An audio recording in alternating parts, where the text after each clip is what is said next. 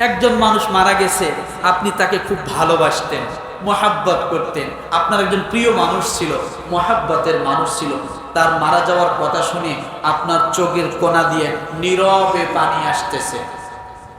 এই নীরবে পানি আসা, বিলাপ ছাড়া যে কান্না, এটা কি? এটা কি?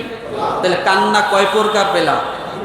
মারা যাওয়ার আগের কান্না, মারা যাওয়ার পরে বিলাপ করে কান্না আযাবের কারণ, আর নিচু স্বরে আপনার অজান্তে চোখ দিয়ে পানি আসতেছে ব্যক্তির প্রতি মায়া মমতায়, এটা কি?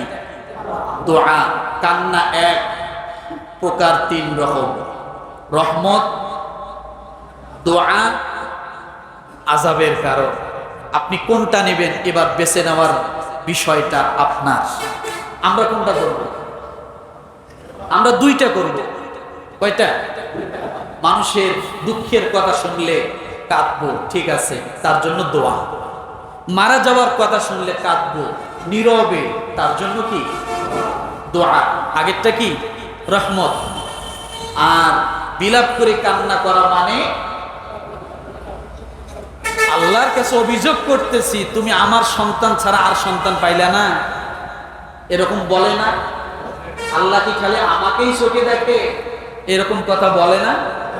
এগুলা বলা সম্পূর্ণ শিরক, মারাত্মক গুনাহ।